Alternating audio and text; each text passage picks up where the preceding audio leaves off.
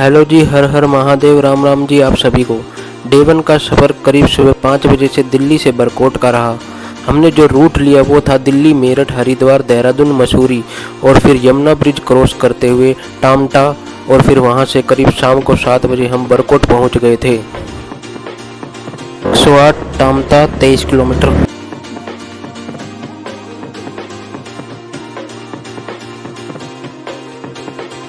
तो करीब शाम को 7 बजे के आसपास हम बरकोट पहुंच गए थे। तो ये होटल शिवम के अंदर हमने अपना रूम लिया है। अभी डिनर करके आए हैं और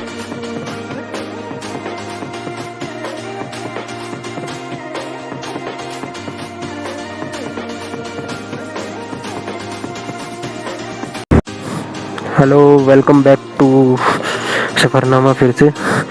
और अपने सफ़र की दूसरे दिन की शुरुआत हो चुकी है। अभी ये सामने आप देख रहे होंगे होटल शिवम, जिसमें हम आगे रुके थे बरकोट में। उत्तरकाशी डिस्ट्रिक्ट में पड़ता है ये। तो अब आगे का जो रास्ता है वो हम शुरू करेंगे यमुनोत्री धाम के लिए, जो कि 4 धाम में से एक है। और सबसे पहले कहते हैं कि यमुनोत्री धाम के ही दर्शन करने थे। तो फिलहाल ये हमारी एंटॉर्क स्पेशल सफ़रनामा, इस रूट की फर्स्ट टाइम का रूट हमारा। आगे के लिए निकलते हैं। जय भोलेनाथ।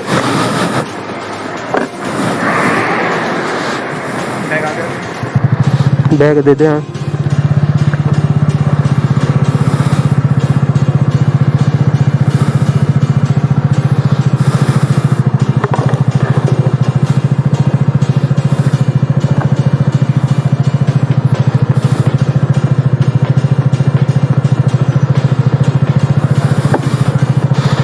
तो आगे का सारा रूट कल की तरह आपको दिखाऊंगा पूरा। इस बार अपनी वॉइस है पूरी। पहले थोड़ी कल के में हमें थोड़ा सा बोलने में थोड़ी दिक्कत थी, क्योंकि पहली बार लेके आए थे। अब थोड़ी हैबिट हो चुकी है।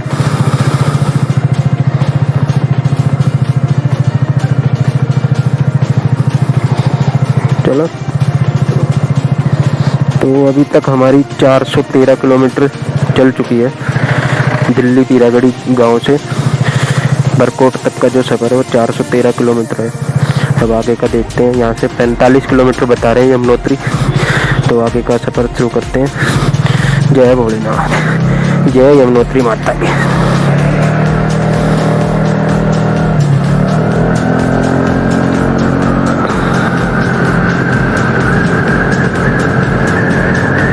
मेरा फ़ोन तेरे पास ही है ना?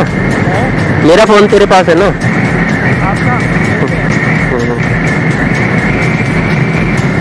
ठंड है। सुबह के 8:10 हो चुकी हैं। करीब 8:10 का टाइम हो रखा है। और ठंडक इस टाइम तो है। रात की तो ठंड समझ ही सकते हैं। जब इस टाइम ठंड है तो रात में कितनी ठंड होगी। तो फिलहाल अभी आगे के लिए बढ़ रहे हैं। रास्ता आपको दिखाता आया भी हूँ कल, और आज भी दिखाऊंगा।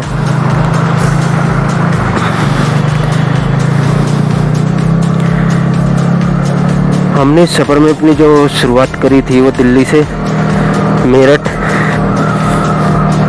फिर आपका रुड़की से हमने हरिद्वार का रूट लिया था। चाहते तो रुड़की से आप देहरादून के लिए भी निकल सकते हो, लेकिन हमने हरिद्वार आए थे। हरिद्वार से फिर हमने देहरादून वाला रूट पकड़ा था। और उसके बाद हम फिर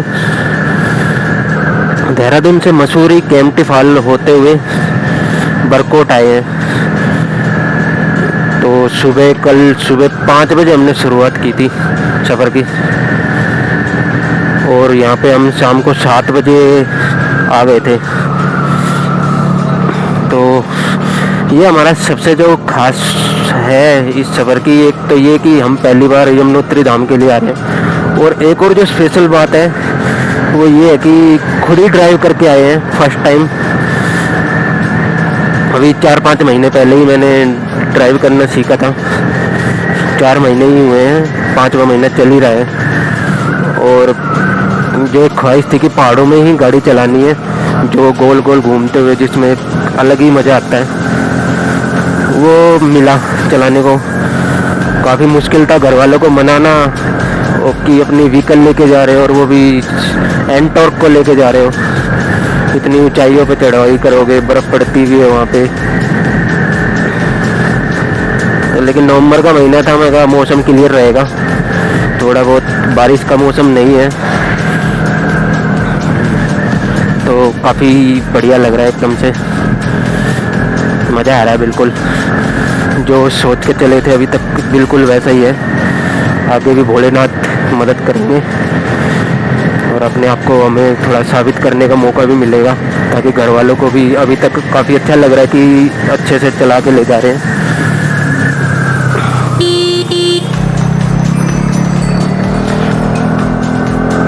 सामने आप पहाड़ देख सकते हैं, बिल्कुल एकदम क्लियर व्यू। कौन सी चोटी है अभी तो मुझे खास पता नहीं है, अभी जाके आगे पता करूँगा किसी से। तो अगर आपको नज़ारा नज़र आ रहा हो शाम का, सामने का बिल्कुल भी, तो क्लियर व्यू एक नज़र से, तो बिल्कुल यमुनोत्री धाम के लिए आगे जा रहे हैं हम। स्पीड अपनी नॉर्मल है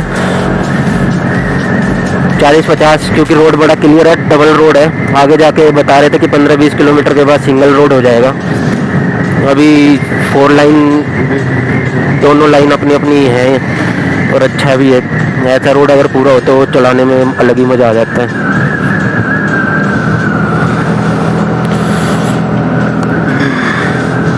तो अभी आगे चलते हैं, आगे का रास्ता आपको दिखाएंगे क्लियर।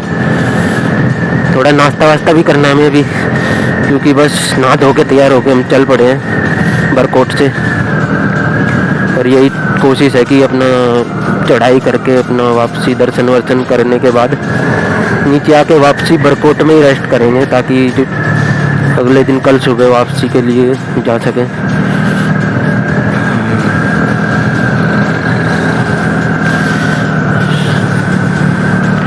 ठंड तो है, जहाँ धूप आ रही है वहाँ पे थोड़ा अच्छा लग रहा है।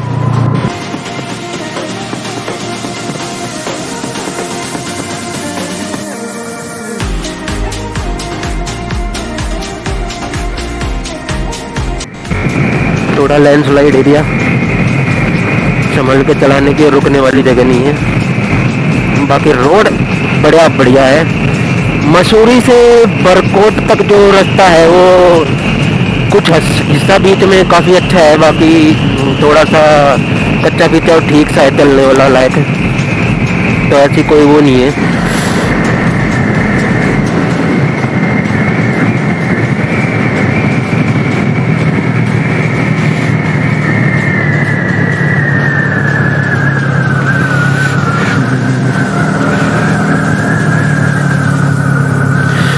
ढलान पे रफ्तार भी अपने आप पकड़ लेती है स्कूटी कई बार, तो थोड़ा सा वो देख के मोड़ पे रखना चाहिए, क्योंकि नए नए ड्राइवर हैं, जोश में होश नहीं खोना चाहिए। बड़े भाई ने सबसे इसलिए समझाया था कि अपने लेफ्ट हैंड पे ही रखनी है, उनको काफ़ी एक्सपीरियंस है, इंडिया में काफ़ी जगह पे वो चला चुके हैं।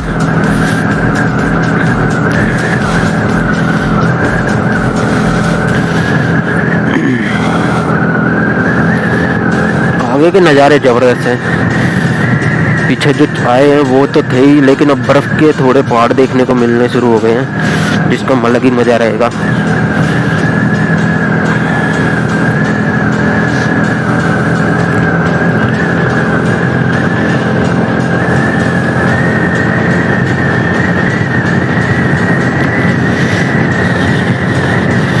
कोशिश रहेगी कि शाम को सही टाइम से वापसी आ जाए, बाकी पता नहीं है क्या टाइम हो जाएगा।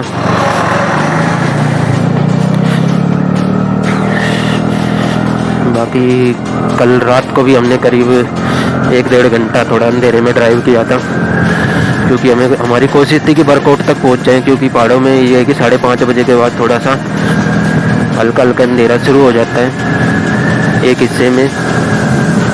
तो ये लगा लो 6 बजे से लेके 7 बजे तक जो ड्राइव की थी वो लाइट में की थी। बीच में काफ़ी गाँव भी थे, ऐसी बात नहीं थी।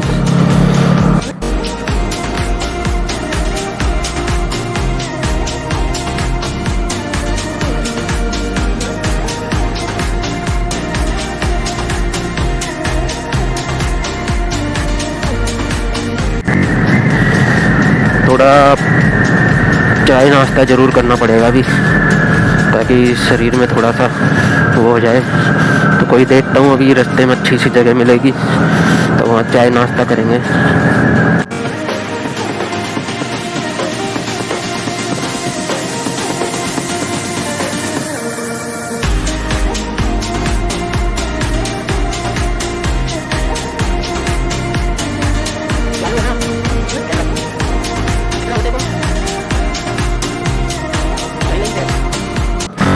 गंगनानी रास्ते में एक जगह,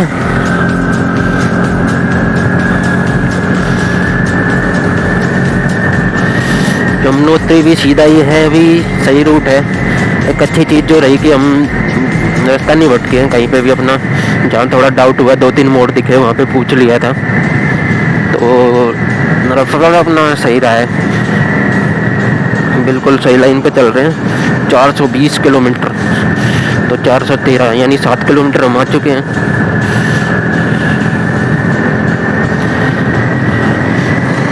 जान की चट्टी 33 किलोमीटर है, तो जान की चट्टी तक ही जाना पड़ता है। उससे आगे का जो रास्ता है वो सारा वो पैदल करना पड़ता है। 6 या 7 किलोमीटर का सफ़र होगा, ट्रैक होगा वो 6 से 7 किलोमीटर, तो वो पैदल कवर करना होगा। तो चढ़ाई में आराम से 2-3 घंटे में या जो भी लगे। उतराई के वक्त हम थोड़ा सा तेज़ी से चल लेते हैं, क्योंकि डेली की हैबिट नहीं है।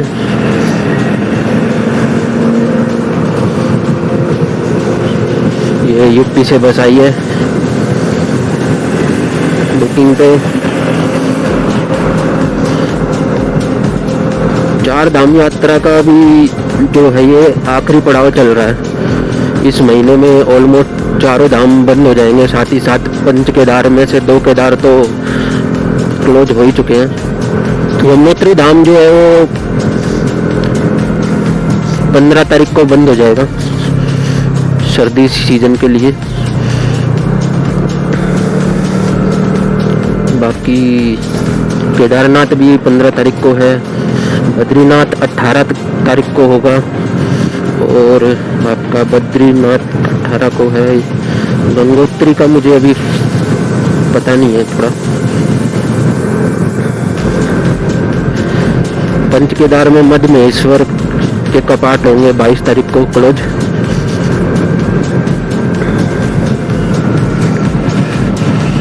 बाकी रुद्रनाथ के लास्ट मंथ में 18 या 19 अक्टूबर को क्लोज हो गए थे, जो कि पंच केदार में काफ़ी मुश्किल ट्रैक है और काफ़ी खूबसूरत भी, कि जितना मुश्किल उतना ही खूबसूरत। बिल्कुल उस सफ़र का बिल्कुल वही अलग नज़र आ रहा है। और 3 तारीख को यानी कि कल तुंगनाथ, जो कि चोपटा में पड़ता है, तुंगनाथ महादेव के कपाट बंद हो चुके हैं। अब केदारनाथ और मध्य महेश्वर जो है वो 15 को, और फिर उसके बाद 22 तारीख को। बाकी कल्पेश्वर जो 5वां केदार है वो साल भर खुला रहता है। उसके लिए आपको ज़्यादा ट्रैकिंग या कुछ भी नहीं करना पड़ता, गाड़ी चली जाती है आराम से वहाँ तक।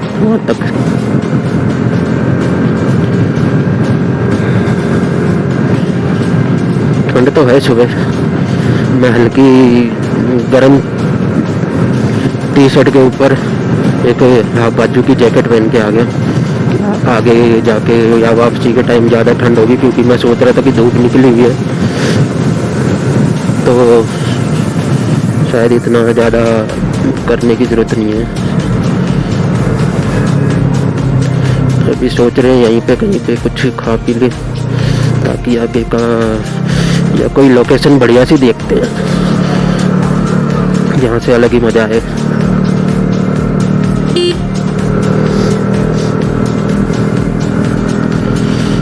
ये जगह है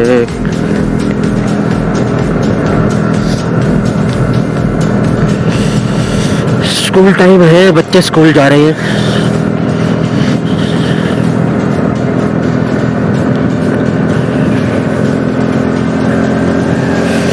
तो अभी तक 10 किलोमीटर आ चुके हैं। देखो कहाँ तक अच्छा रोड है।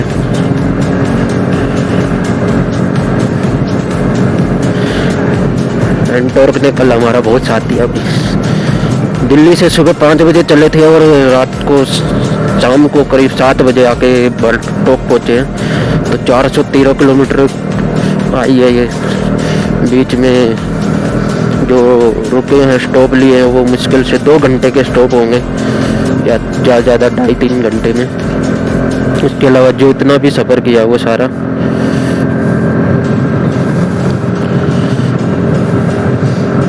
कंटिन्यू आई है।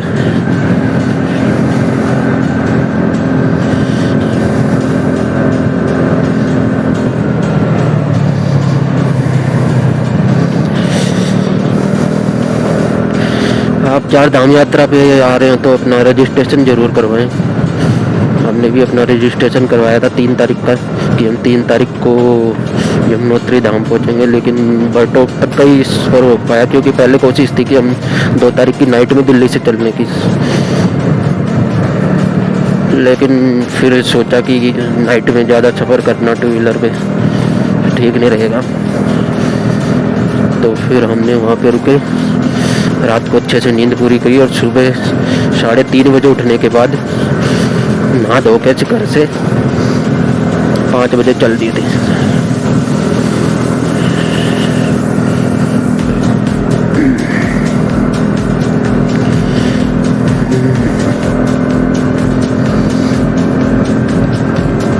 खनेड़ा आगे का 1 किलोमीटर की साला पड़ेगा।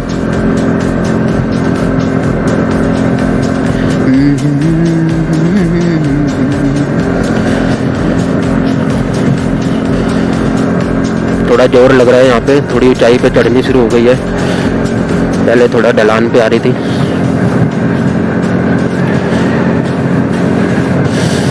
रोड बढ़िया है। ऐसा ही रोड अगर पूरा रूट मिलता है ना तो अलग ही नज़ारा होता है। हालांकि लोकल बंदे थोड़े जो होते हैं वो थोड़ा तेज़ चला लेते हैं टैक्सी वाले, लेकिन तेज़ से बढ़िया अगर जो रफ्तार में चल रहा हूँ इसका अलग ही मज़ा है, ताकि चारों तरफ का नज़ारा भी देखते हुए जाएं और आपको इतना कंट्रोल तो मिल जाए कि अगर इमरजेंसी में ज़रूरत पड़ती है तो वो ठीक है। फिर ढलान शुरू थोड़ी और रफ्तार बढ़ रही है अपने आप। मैंने पूरा कम कर रखा है फिर भी तो ब्रेक लेने पड़ेंगे। ये पूरा गोलाई आ गई।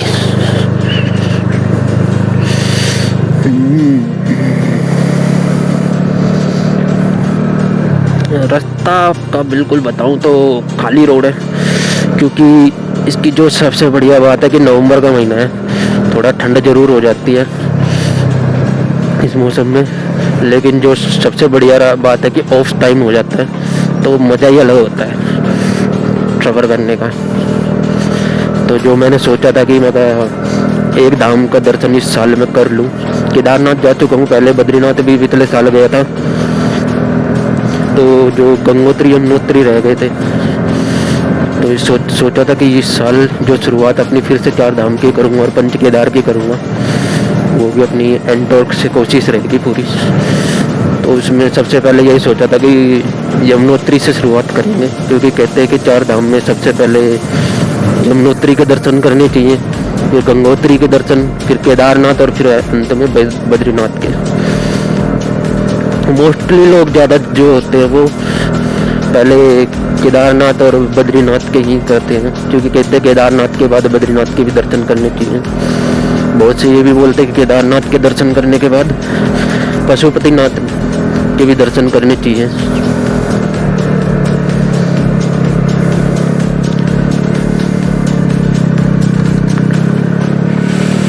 चढ़ाई शुरू हो गई है,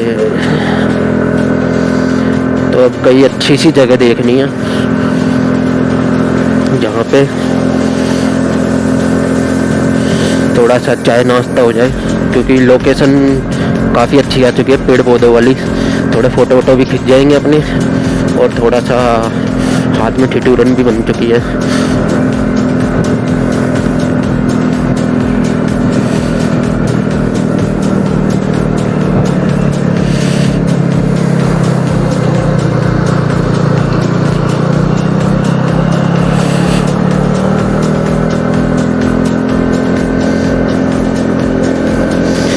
आगे चलते हैं, ओवरटेक कर सकते हैं। सामने का दिखाई दे रहा है अच्छे से, रोड भी अच्छा है, क्लीन है, तो कर सकते हैं। ये पत्थर गिरने वाला रास्ता है थोड़ा सा, तो रुकने की जगह नहीं है, क्योंकि काफ़ी इस तरह का लैंडस्लाइड एरिया है पूरा, तो संभल के ड्राइव करनी चाहिए। जाते वक्त मैं चला रहा हूँ, आते वक्त अंकित को दूंगा। मैं अकेला नहीं हूँ, साथ में मेरे भतीजा है अंकित, जो इस सफ़र में मेरे साथ है, जो पूरा ड्राइविंग में भी और रोड पे मेरा पूरा सपोर्ट कर रहा है।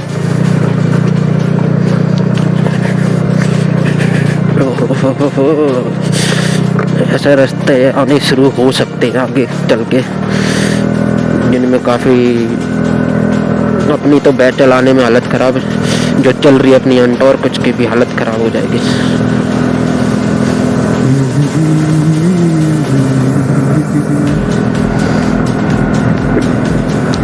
क्योंकि अपने साथ साथ इसको भी सेफ रखना ज़रूरी है, उसको रेस्ट देना भी ज़रूरी है।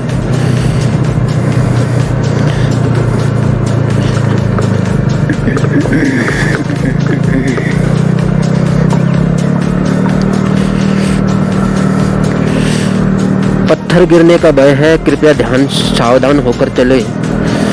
बिल्कुल जी।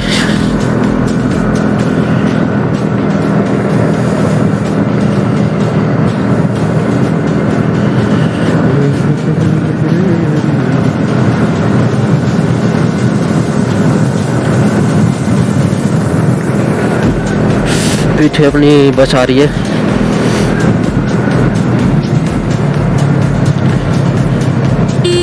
अरे बंदर बदबू,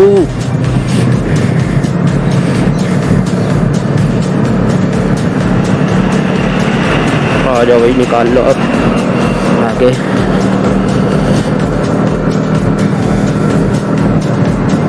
आगे अब जो रास्ता है वो यहाँ से आगे का जो वो लग रहा है सिंगल रोड हो गया है, या हो सकता है आगे चल के हो भी जाएगा।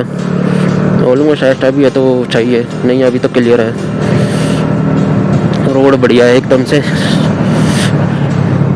अंकित का भी बहुत मन कर रहा है इस वक्त ऐसी जगह पे चलाने का, तो कोई देखते हैं, आते वक्त इसको दूंगा मैं, जाते वक्त मैं चला लेता हूँ।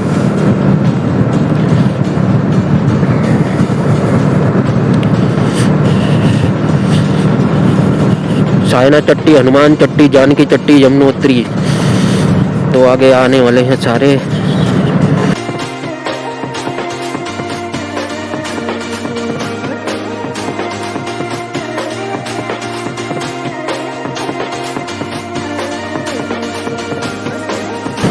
पहाड़ों में बस आपको कंट्रोल करना आना चाहिए, बार बार हैंडल आपको इधर से इधर रखना पड़ता है, कभी कभी तो एकदम से छोटे छोटे कटर लग जाते हैं।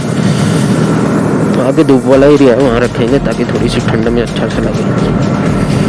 इधर तरफ आगे घूम के ऊपर ऊपर की तरफ जाएगा।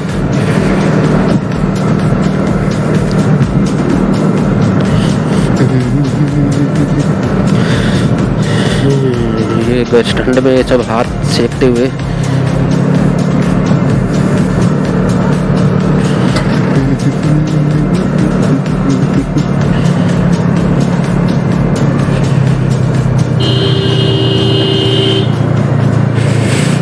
आजा भाई आजा, तू भी निकल जा आगे। हनुमान चट्टी 20 किलोमीटर।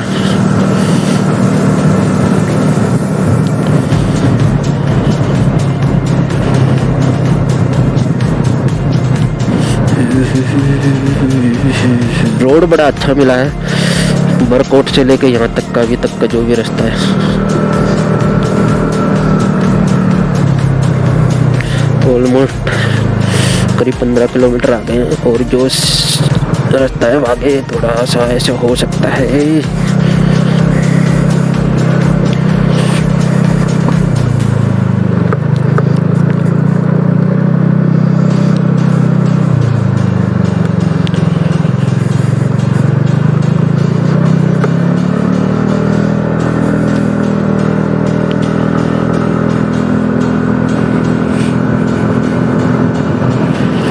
कहाँ रोकनी है बताइए, जहाँ लगे कि यहाँ यहाँ चाय पी लो बढ़िया है। आपको पता होगा। तू भी तो देखता चल रहा है।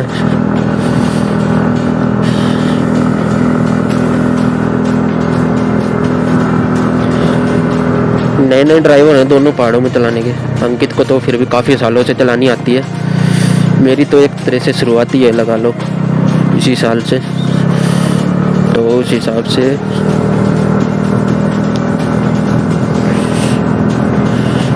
तो। लेकिन अंकित भी फर्स्ट टाइम ऐसा है कि पहाड़ों में ड्राइव किया उसने भी, तो हमें जो सीखने को मिल रहा है या जो काफ़ी आनंददायक है और इन्जॉयमेंट है।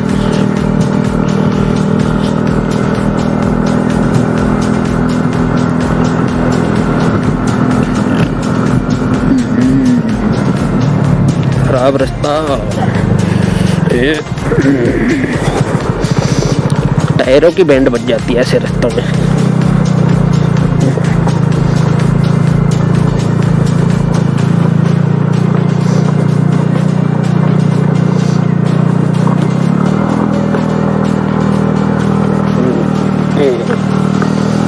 हो गया कवर।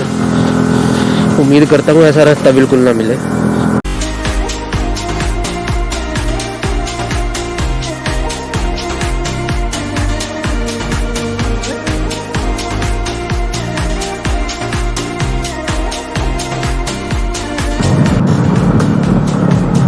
धूल मिट्टी वाला रास्ता, खराब रोड, लैंडस्लाइड एरिया,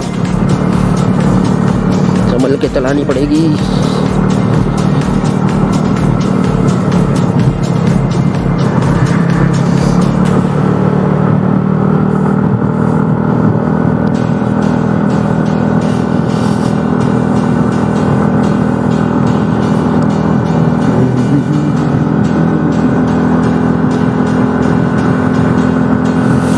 जो बरकोट से बर्फ़ वाले पहाड़ दिख रहे थे फिलहाल अभी नहीं दिख रहे, क्योंकि वो हो सकता है जो ऊंचे ऊंचे पहाड़ हैं उनके पीछे की तरफ थे,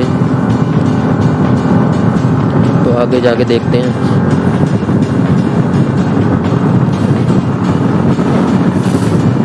रूट खाली है।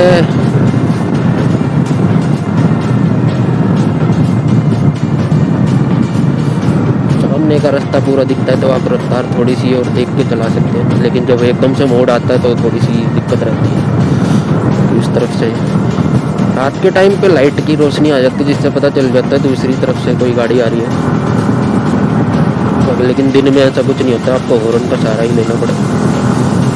कई बार वो ऐसे इसमें पता भी नहीं चलता है, क्योंकि नीचे यमुना नदी बह रही है जिसकी आवाज़ होती है और ऊपर से फिर बंदे थोड़ा सा लोकेशन में खोए से रहते हैं, तो कई बार इस चीज़ का वो रहता है। एरो के निशान जरूर बने हुए हैं जगह जगह पे, जो आगे मोड़ है, इसलिए मोड़ पे आराम से चलानी चाहिए।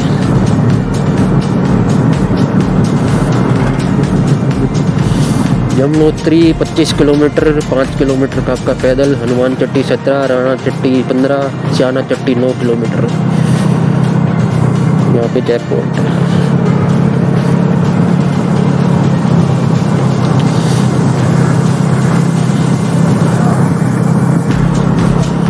तो कोई प्रॉब्लम नहीं,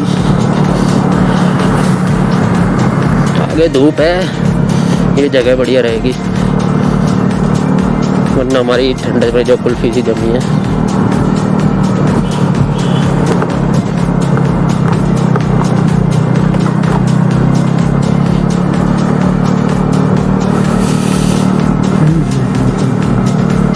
यहाँ पे देखते हैं कोई जगह शॉप खुली हो तो अभी चाय पीने के लिए।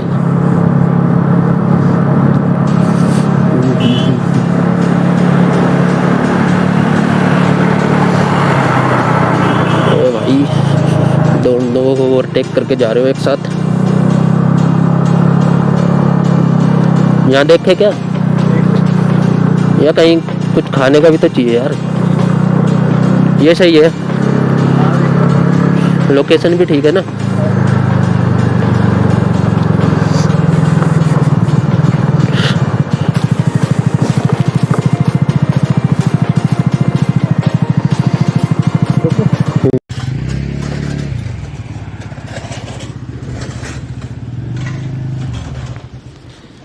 ये एंटॉर्क, यहाँ रुके हुए हैं, चाय नाश्ता वास्ता मैगी वैगी खाएंगे, आगे बढ़ेंगे फिर।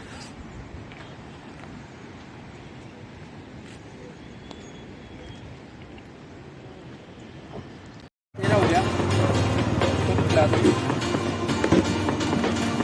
अरे बस और नहीं है, और नहीं है, और नहीं है, अरे नहीं है, नहीं है, और नहीं है और नहीं है, और नहीं है, नहीं और भैया को बुला लो, और तो आई नहीं है।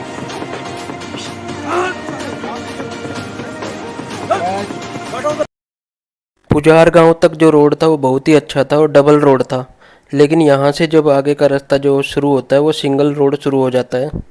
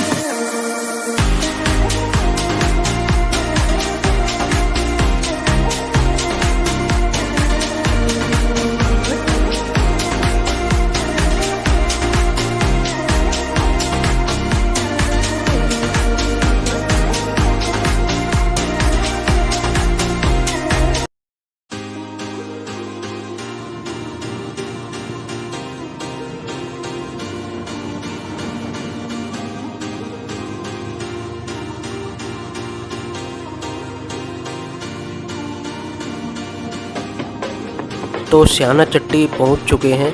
ये सामने स्याना चट्टी है, जहां पर आपको रहने और खाने की दोनों सुविधाएं आराम से मिल जाएंगी। स्याना चट्टी से जानकी चट्टी की दूरी करीब 16 किलोमीटर है। स्याना चट्टी के बाद राना चट्टी और फिर हनुमान चट्टी आएगा, तो वहां पर भी आपको रहने और खाने की दोनों सुविधाएं आराम से मिल जाएंगी।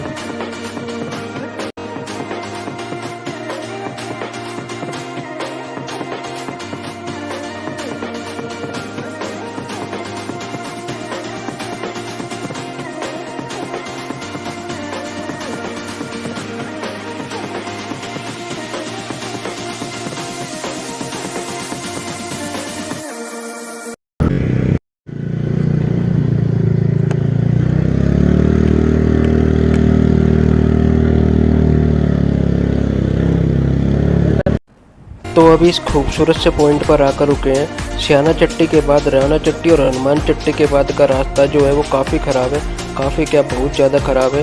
तो काफ़ी हिस्सों पर देखकर और संभल कर चलना पड़ता है। तो अब इस खूबसूरत से पॉइंट के बाद जानकी चट्टी की दूरी है करीब 2 किलोमीटर है, और वहाँ से फिर 5 किलोमीटर की यमुनोत्री धाम की पैदल यात्रा शुरू होगी।